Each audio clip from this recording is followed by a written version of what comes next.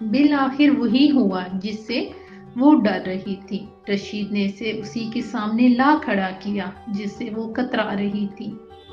جانتے ہو اکمل یہ کون ہے؟ رشید کے چہرے پر دبا دبا سا جوش تھا۔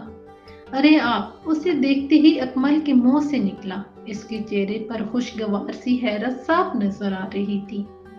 آپ دونوں پہلے مل چکے ہیں۔ رشید نے چہرے پر خوش کن تاثرات سجاتے ہوئے دونوں کو باری باری دیکھا۔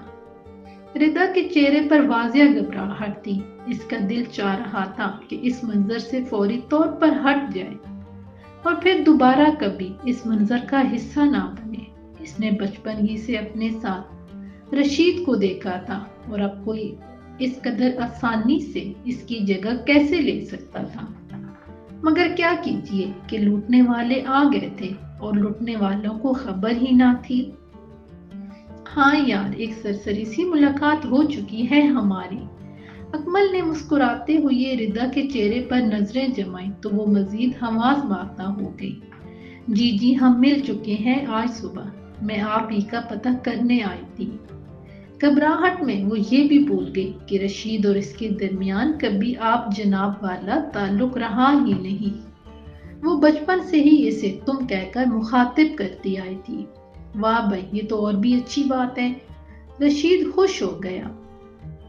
مگر اس کا اگلا جملہ اکمل پر بجلی بن کر گرا۔ یعنی تم اپنی بھابھی سے مل چکے ہو؟ رشید روانی میں کہہ گیا، مگر وہ اس بات سے یکسر بے خبر تھا کہ اکمل کے چہرے کی رنگت یا بارگی بدلی اور پھر تاریکی چھا گئی تھی۔ یہ تمہاری منگیتر ہے، اس کے حل سے بمشکل پھنسے پھنسے الفاظ نکلے۔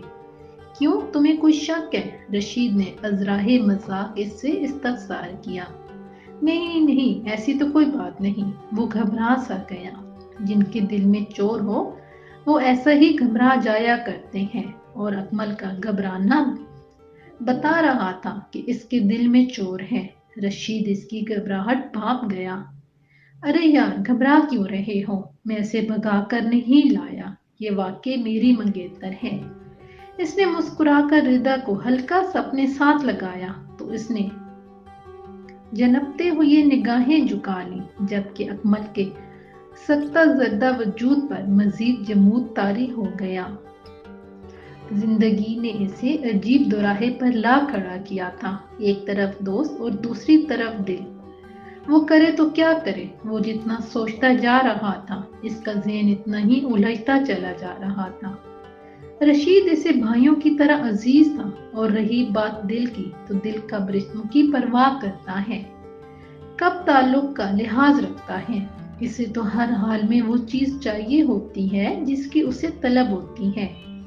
اکمل کے دل نے بھی ایسی چیز کی تمنا کی تھی جو اس کے اختیار میں نہیں تھی، بلکہ اس کی تمنا کرنا بھی اسے زیب نہیں دیتا تھا۔ یہ سراسر رشتوں میں بددیانتی ہوتی۔ کیا وہ بددیانتی کا مرتکب ہوگا یا یار مار ثابت ہوگا؟ یہ سوچ کر ہی اسے اپنے وجود سے کراہت محسوس ہونے لگی۔ نہیں، میں دوست کی پیٹھ پیچھے وار کرنے والوں میں نہیں۔ اس نے خود کو مضبوط کرتے ہوئے خود کلامی کی، اور دور افلاک سے کہیں پرے قدرت اس کے مضبوط ارادے پر مسکرانے لگی۔ آج دوپہر کو جب وہ اسے کھانا دینے آئی تو بہت خاموشی سے تھی۔ رشید نے اس کی خاموشی کو فوراً بھانپ لیا۔ کیا بات ہے ردا، تم اتنی چپ اور کھوئی سی کیوں ہو؟ اس نے لسی کا گلاس منہ سے لگاتے ہوئے اس کو گہری نظر سے دیکھا تو وہ جیسے ایک دم خیالوں سے چونکی۔ نہیں، ایسی تو کوئی بات نہیں۔ اس نے صاف جھوٹ بولا، جو اتنا بھی صاف نہیں تھا کہ رشید کی محبت اس سے جانچنے میں ناکام رہتی۔ کوئی بات تو ضرور ہے، ورنہ تم اتنی اداس اور خاموش پہلے کبھی نظر نہیں آئی۔ رشید نے کھانے سے ہاتھ کھینچ لیا۔ وہ خود بھی فکر مند نظر آنے لگا تھا۔ اس کے ماتھے پر تفکر کی گہری لکیریں تھیں۔ اسے ردا کا کھویا کھویا انداز کھلنے لگا تھا۔ میں بھلا کیوں اداس ہونے لگی؟ وہ پھیکا سا مسکرائی اور بات کو مذاق کا رنگ دیتے ہوئے مزید گویا ہوئی۔ اداس تو وہ ہوتے ہیں جنہیں ان کی محبت نہ ملی ہو۔ میرا محبوب تو میری آنکھوں کے سامنے ہے، مجھے کیا پریشانی ہو سکتی ہے بھلا؟ इसकी बात रशीद को कितना मुतमईन कर पाई, इसका तो अंदाजा नहीं हो सका। ताहम वो इसे गहरी नजरों से देखते हुए खामोश जरूर हो गया था। अलबत्ता वो खुद ये सोचकर परेशान हो गई थी कि इसकी अंदरूनी कैफियत इसके चेहरे से भी अया हो रही थी। जज्बात को खुद तक महदूद रखना ही असल जब्त होता है। इसे एतराफ था कि वो जब्त कायम करने में नाकाम रही थी। ओ काका, एक गल तो दस। फजलू और रशीद मशीन पर डंगरों के लिए चारा काट रहे थे जब फजलू ने कहा। रशीद को यकीन था कि चाचा जरूर कोई ऐसी ही बात करेगा जिसका संजीदगी के साथ कोई ताल्लुक नहीं होगा। ये तेरा यार तो पक्का ही हो गया है पिंड आकर, इसके जाने शाने का कोई प्रोग्राम नहीं है। इसने कुछ इस अंदाज से पूछा कि रशीद हंस पड़ा। ओ चाचा, वो यार है अपना, वो चाहे तो सारी जिंदगी रह सकता है यहाँ। इसने अकमल के हवाले से जिस खुले दिल का मुजाहरा किया था वो चाचा फजलू को अंदर तक दहला गया। वो जहाँ दीदा शख्स था, जानता था कि जहाँ बहुत भरोसा हो वहीं गहरी गात छुपी होती है। एतमाद के साथ कहीं बदएतमादी सांस ले रही होती है। हद से ज्यादा यकीन ही इंसान की रुसवाई का सबब बनता है। रशीद इसका बेटा नहीं था, मगर इसने बेटों की तरह ही इसे गोदों खिलाया था। इसकी शेर खवारगी की कलकारियां आज भी इसकी ज़हन में ताज़ा थीं। वो कैसे बर्दाश्त कर सकता था कि रशीद को किसी तरह का दुख पहुंचे। इसका लाशऊर किसी अनहोनी का पता दे रहा था। इसे ख्यालों में खोया हुआ देखकर रशीद ने पूछा, क्या हो गया है चाचा, कहाँ खोए हुए हो? कहीं कोई भोली सी बसरी याद तो नहीं आ गई? नहीं नहीं पुत्र, मैं तो बस यूं ही। फजलू ने खुजालत से बात अधूरी छोड़ दी। जरूरी नहीं कि कोई इंसान कहीं खोया हुआ हो तो वो माजी में ही भटक रहा होगा। हो सकता है इसकी उलझन मुस्तकबिल के हवाले से हो। आने वाला वक्त भी बाजों का परेशान कर देता है। फजलू एकदम संजीदा हो गया और ये उसकी अमूमी हालत के खिलाफ था कि वो इस तरह की मुफक्किराना किस्म की संजीदगी इख्तियार करे। रशीद के साथ बड़ी अजीब सूरत हाल थी। इससे मुंसलिक लोग एक एक करके संजीदगी की जद में आ रहे थे। रिदा, फजलू और अकमल तीनों ही अचानक किसी और दुनिया के बासी हो गए थे। ऐसी दुनिया जहां मुस्कुराहटें अपनी मौत आप मर जाती हैं, खुशियां दम तोड़ देती हैं और हंसते खेलते इंसान दबेद उदासी की चादर ओढ़ लेते हैं। पहले रिदा की मुतरन्नम हंसी ने दम तोड़ा, फिर अकमल के अंदर का हंसता मुस्कुराता इंसान कहीं गुम हो गया, और अब चाचा जो हर वक्त माहौल को रंगारंग कैकों से मुज़य्यन रखता था, बदला बदला सा लग रहा था। मेरे पास आने रहने वालों की जिंदगियों में इनकलाब गुजर गए और मुझे खबर तक नहीं हुई। रशीद ने मशीन चलाते हुए सोचा। वो रशीद का पता करने आई थी, लेकिन नहीं, वो तो अकमल से मिलने आई थी। इसके दिल ने मजबूर किया था कि वो अपने और रशीद के ताल्लुक में बेईमानी करे, बेवफाई की मुर्तकिब हो और अकमल से इस वक्त मिलने जाए जब रशीद घर पर मौजूद ना हो। ये दिल भी हमसे कैसे कैसे संगीन जुर्म करवाता है। ऐसे जिनकी सजा देना दुनिया की किसी अदालत की बस की बात नहीं। मुझे पता था तुम जरूर आओगी, अकमल ने इतने मजबूत लहजे में कहा कि रिदा हैरान रह गई और इसका चेहरा देखने लगी। मैं रशीद से मिलने आई थी, इसने दिल कड़ा के कह तो दिया, लेकिन अपने अल्फाज का खोखलापन खुद इसने महसूस कर लिया था। तो अकमल कैसे ना जान पाता कि वो सिर्फ अपने आप को धोखा दे रही है, वरना इसका दिल अब इसके अपने इख्तियार में नहीं रहा था। अकमल ने आगे बढ़कर रिदा का हाथ पकड़ लिया। वो जैसे ख्वाब से जागी। इसने चौंक कर अकमल को देखा और हाथ छुड़ाने की कमजोर सी कोशिश की। फिर बेइख्तियार इसकी आंखें बेबसी के एहसास से छलक पड़ी और फिर सिसक सिसक कर रो पड़ी। अब ये आंसू निदामत के थे या बेइख्तियारी के, बेबसी के थे या दिल के हाथों हार जाने की, इसका अंदाजा रिदा को नहीं हो सका था। پھر اس کی بدم سماعتوں کے قریب ہی کہیں اکمل کی سرگوشی ابھری۔ میں جانتا ہوں ردا، جو کچھ ہو رہا ہے بے ارادہ ہو رہا ہے اور اچھا نہیں ہو رہا، مگر ہم کیا کریں؟ ہم دونوں ہی اپنی جگہ مجبور و بے بس ہیں۔ دونوں نے نئے راستوں کا انتخاب تو کر لیا تھا، مگر منزل کا تعین نہیں کر سکے تھے۔ انہیں کچھ خبر نہیں تھی اس تعلق کو آگے کس نیج پر لے کر جائیں گے، اس نئے رشتے کو کون سا موڑ دیں، اور ان کی یہ محبت بآور ثابت ہوگی بھی یا نہیں۔ ہمیں لوگ اچھا نہیں سمجھیں گے، اس کی منتشر آواز اکمل کے کانوں تک پہنچی۔ میں جانتا ہوں، اکمل نے لمبی سانس لی اور بولا، ہم برے القابات سے نوازے جائیں گے، ہم پر لان تان کی جائے گی، تمہیں بے وفائی کی تانے ملیں گے اور مجھے یار مار سمجھا جائے گا۔ لیکن اکمل نے رک کر ردا کا چہرہ غور سے دیکھا، وہ بھی اسی کی طرف دیکھ رہی تھی، بغیر پلکیں جھپکائے۔ لیکن کیا؟ بے اختیار اس کے لب لرزے۔ لیکن ہمیں لوگوں کی پرواہ نہیں کرنی، دنیا کی طرف نہیں دیکھنا، ہم نے اپنی راہ خود چنی ہے جس پر ہمیں مضبوطی سے چلنا ہے، سمجھ رہی ہو نا میری بات؟ اکمل کے پوچھنے پر اس نے اس بات میں سر ہلا دیا۔ رشید کا کیا ہوگا؟ ردا نے پوچھا۔ پتہ نہیں کیوں رشید کے نام پر اس کی زبان لڑکھڑا گئی تھی۔ وہ یا تو مر جائے گا یا پھر کسی کا ہاتھ تھام لے گا۔ ردا کا دل جیسے کسی نے مٹھی میں جکڑ لیا۔ کچھ بھی ہو، وہ اس کا محبوب رہا تھا، اس سے اس کا دلی تعلق تھا۔ اس نے کبھی سوچا بھی نہیں تھا کہ ان کے تعلق میں کبھی ایسا موڑ بھی آئے گا جب اسے رشید پر کسی اور کو ترجیح دینا پڑے گی، وہ رشید سے بے وفائی کرے گی، کسی اور کی محبت کا دم بھرے گی، اسے چھوڑ کر کسی اور کے خواب آنکھوں میں سجائے گی۔ یہ سب اس نے کہاں سوچا تھا؟ مگر کیا کیجیے، وقت بھی عجیب آئینہ ہے، یہ ہمارے ہی چہرے ہمیں ایسے دکھاتا ہے جن سے ہم خود بھی واقف نہیں ہوتے، اور بعض اوقات یہ چہرے اتنے بھیانک اور کریا ہوتے ہیں کہ ہمیں اپنے آپ سے نظریں چرانا پڑ جاتی ہیں۔ آج تیسرا دن تھا اور رشید نے ردا کی ایک جھلک تک نہیں دیکھی تھی۔ زندگی میں پہلی بار ہو رہا تھا کہ ردا اس سے یوں بے رخی برتی تھی۔ وہ کچھ دنوں سے دیکھ رہا تھا کہ اس کے تیور کچھ بدل سے گئے تھے۔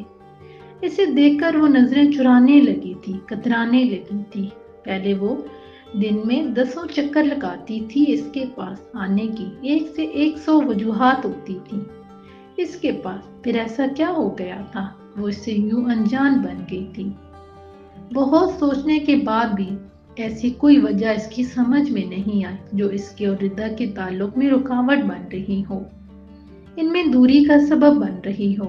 لیکن شاید وہ یہ نہیں جانتا تھا کہ بعض تعلق ایسے ہوتے ہیں جنہیں ٹوٹنے کے لیے کسی خاص وجہ کی ضرورت نہیں ہوتی، یہ تو کسی کے التفات کی ذرا سی آنچ پاتے ہی یوں ریزہ ریزہ ہو جاتے ہیں، جیسے پانی چونے کو پھاڑ کر ٹکڑے ٹکڑے کر دیتا ہے۔ ایسے کیسے ہو سکتا ہے کہ اس نے مجھ سے ملے بغیر 3 دن گزار لیے؟ رشید نے بے چینی سے برآمدے میں ٹہلتے ہوئے خود کلامی کی۔ اکمل غالباً کہیں جانے کے لیے پر تول رہا تھا۔ اسے یہاں آئے ہوئے اتنے دن ہو گئے تھے کہ اب وہ خود کو اجنبی محسوس نہیں کرتا تھا۔ جب اس نے ردا کو پہلی مرتبہ دیکھا تھا تب اسے یہاں کی فضائیں اسے اپنی اپنی سی لگنے لگی تھیں۔ کیا بات ہے جگر، اکیلے میں کیا بڑبڑا رہے ہو؟ اکمل نے موبائل پر نظریں جمائے مصروف سے انداز میں کہا۔ یار میرے غیر موجودگی میں ردا تو نہیں آئی تھی؟ رشید نے اس کا سوال نظر انداز کرتے ہوئے کھوئی انداز میں پوچھا تو اس کے چہرے پر ایک رنگ سا آ کر گزر گیا، لیکن اس نے جلدی خود کو سنبھال لیا۔ نہیں تو وہ بلا تمہاری غیر موجودگی میں کیوں آئے گی؟ جھوٹ اس کے چہرے پر درج تھا جسے رشید ایسا سادہ لو نہیں پڑھ سکتا تھا۔ چہرے پڑھنا انہیں کہاں آتا ہے؟ اکمل کچھ دیر تک کھڑا اس کے چہرے کے تاثرات کا گہری نظروں سے جائزہ لیتا رہا، پھر سر جھٹک کر دھڑکتے دل کو سنبھالتا وہاں سے چلتا بنا۔ ابھی اس کو گئے تھوڑی ہی دیر ہوئی تھی کہ ردا تیزی سے مرکزی دروازے سے اندر آتے آتے رک گئی۔ बरामदे में रशीद को बेचैन सा खड़ा देखकर अकमल का नाम इसके होंठों पर ही रह गया। वो जो इस मुगालते में आई थी कि रशीद घर पर मौजूद नहीं होगा, जल्दी से पलटने लगी कि रशीद की इस पर नजर पड़ी। रिदा रिदा बात सुनो मेरी। रशीद तकरीबन भागते हुए इसकी जानिब लिपका। क्या बात है रिदा, इतने दिनों से कहाँ गायब हो? मुझे देखते ही वापस क्यों जाने लगी थी? इसकी आंखों में खदशात की लय सी उभरी थी। कुछ नहीं, क्या होना है? वो नजरें चुराते हुए बोली। बस घर के कामों में मसरूफ रहती हूँ। इसके अल्फाज इसकी जुबान का साथ नहीं दे रहे थे। रशीद इसका नजरें चुराना और जुबान का लड़खड़ाना महसूस कर गया। ऐसा क्या हो गया है रिदा कि तुम्हें मुझसे आंखें चुराना पड़ रही हैं? तुम कुछ दिनों से मुझे बदली बदली सी लग रही हो, दामन बचा रही हो मुझसे। रशीद की लहजे में एक नामानूस सा दर्द था जिसे कोई हसास दिल ही महसूस कर सकता था। और इसके सामने जो लड़की खड़ी थी वो बेहिस थी। वो भला कैसे इस दर्द को महसूस कर सकती थी?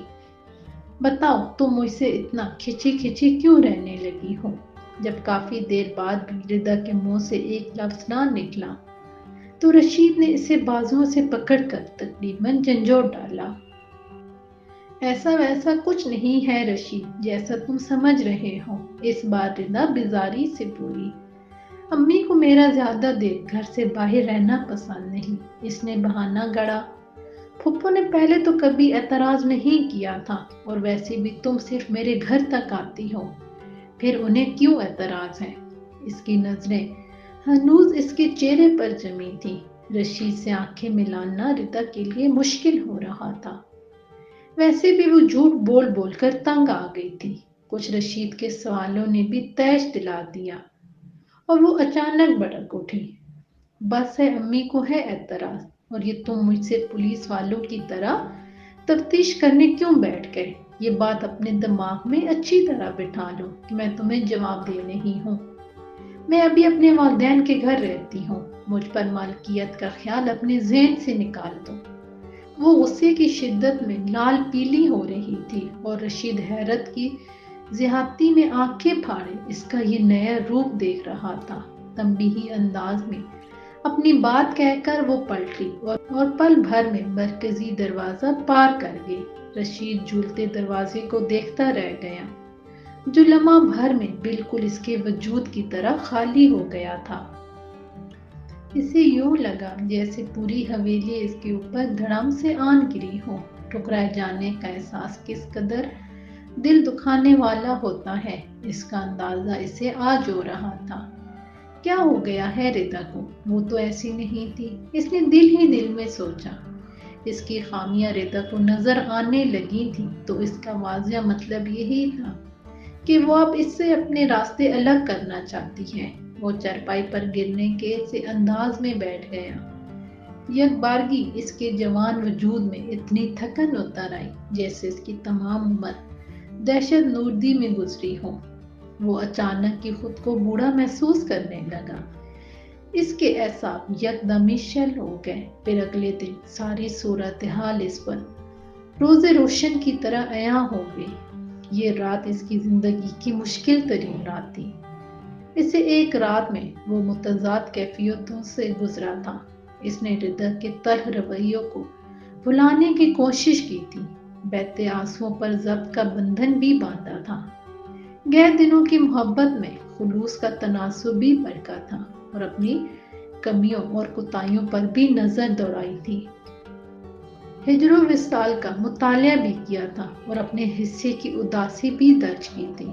आखिर वो इस नतीजे पर पहुंचा कि इस ताल्लुक के टूटने में वो जरा सा भी कसूरवार नहीं था, वरना इसका ज़मीर इसे झंझोड़ता। लेकिन ऐसा कुछ नहीं हुआ था। ज़मीर मुतमईन था और दिल पुरसकून। वो ये भी मानने पर तैयार नहीं था कि इसका इंतखाब गलत था। रिदा दुनिया की पहली और शायद आखिरी लड़की थी जिसे इसने अपने लिए मुंतखब किया था। फिर यकलख्त ऐसा क्या हो गया था कि इसे अपने इंतखाब पर नजरसानी की जरूरत पड़ी। जिस तरह गुज़श्ता रात इसके ये अजियतनाक थी, इसी तरह सुबह भी इसके लिए कर्बनाक साबित हुई। وہ کچھ سوچتا جاگتا اپنے غم کی شدتوں پر قابو پاتا اٹھا اور حسب معمول اکمل کے کمرے میں گیا۔ جب سے اکمل آیا تھا، رشید صبح سب سے پہلے اسی کے کمرے میں جاتا اور اسے اٹھانے کے بعد ناشتے کے لیے کچن کا رخ کرتا۔ لیکن آج معمولی ہی نہیں، دوستی اور محبت کی تعریف بھی بدلنے والی تھی۔ اکمل کمرے میں موجود نہیں تھا۔ اس کا خالی کمرہ دیکھ کر پہلے تو رشید نے سوچا کہ شاید واش روم میں ہو۔